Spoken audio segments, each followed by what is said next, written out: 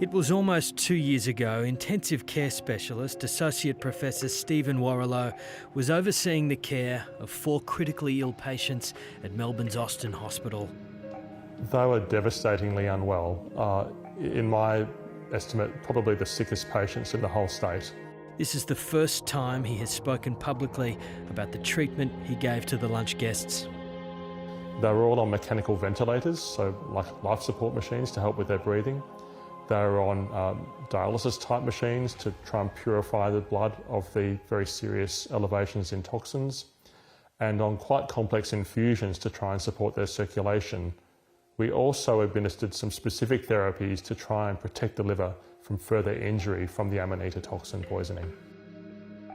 Don and Gail Patterson and Heather and Ian Wilkinson were dying. Amatoxins found in poisonous death cap mushrooms were cycling through their bodies, causing their organs to fail. We spent a lot of time with the Patterson and Wilkinson families to keep them up to date and answer any questions that they might have.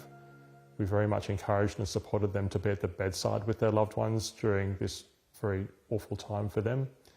And when it became very clear that we couldn't save their lives, we worked hard to ensure that we could at least maintain their comfort and dignity to the end.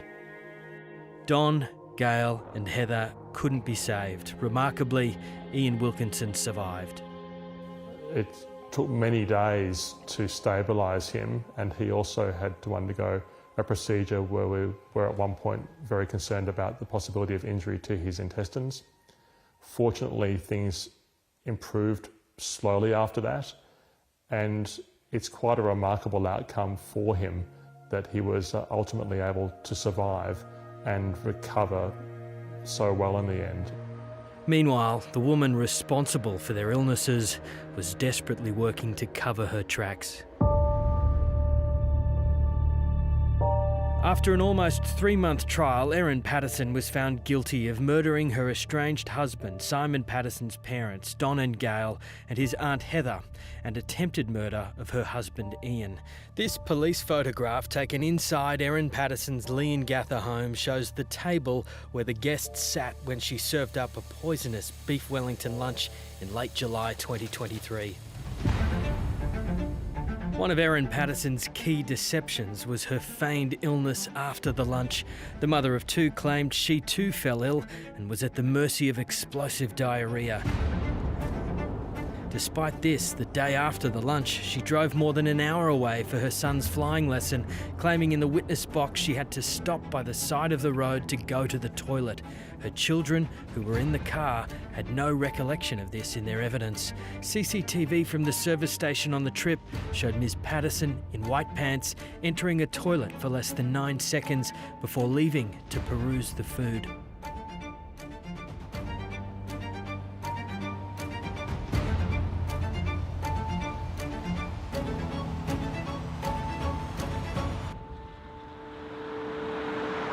Erin Patterson insisted the illness continued, turning up to Leongatha Hospital 2 days after the lunch while her guests' conditions deteriorated, and was quickly recognised as the chef of the meal.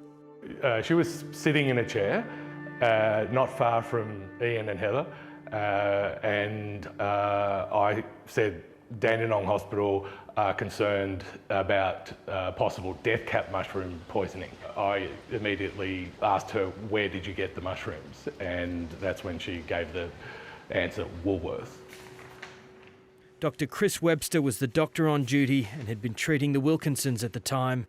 I thought that absence of concern for the well-being of the Ian and Heather, I found that quite stark in terms of its oddness.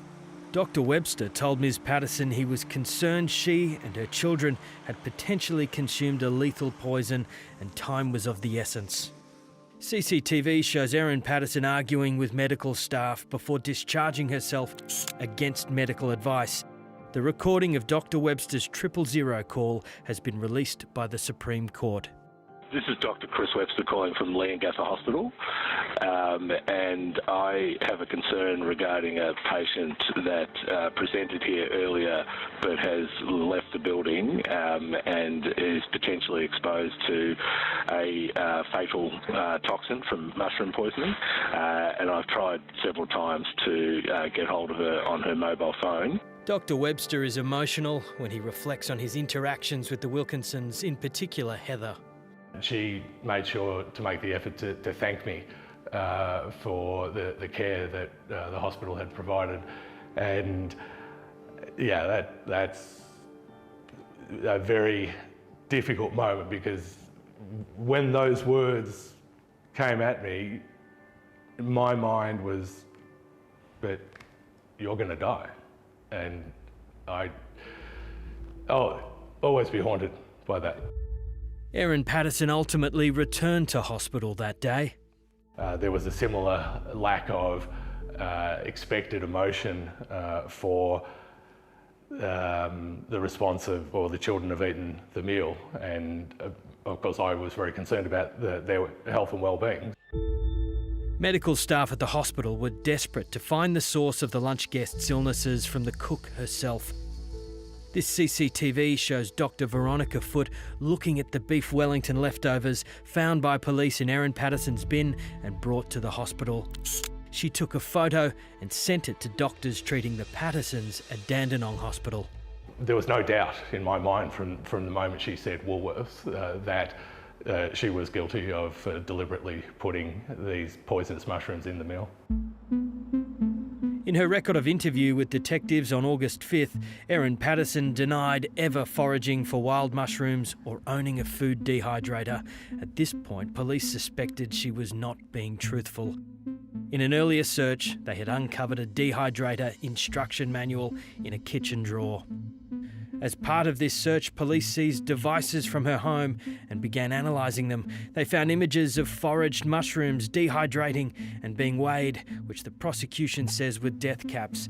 Homicide detectives then turned to telecommunications expert Dr. Matthew Sorrell, who analysed her phone records. I was given minimal context. Obviously, I can guess that we're probably looking for where the death cap mushrooms were picked, but that wasn't actually told to me. So all I'm really looking for is, did she visit these locations? Dr. Sorrell established in the months before the lunch, Erin Patterson's phone pinged cell towers at Loch and Outram in the days and weeks following sightings of death cap mushrooms made on the citizen science website iNaturalist. Police established through digital forensic searches it was a website Erin Patterson was familiar with.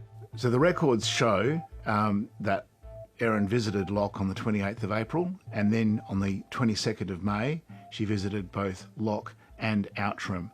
And that ties in with the prosecution case as best I know. I'm quite confident that those visits happened. CCTV exposed Erin Patterson dumping the dehydrator at the Coonawarra transfer station a day after being discharged from hospital. Toxicologists later found traces of death cap mushrooms inside of it. A loving message was posted to the notice board outside the Corumburra Baptist Church this week, where Ian Wilkinson is the pastor. He turned up almost every day of the trial, confronting the woman who murdered his wife. He's obviously a very strong and resilient person. I only wish we could have saved all of them.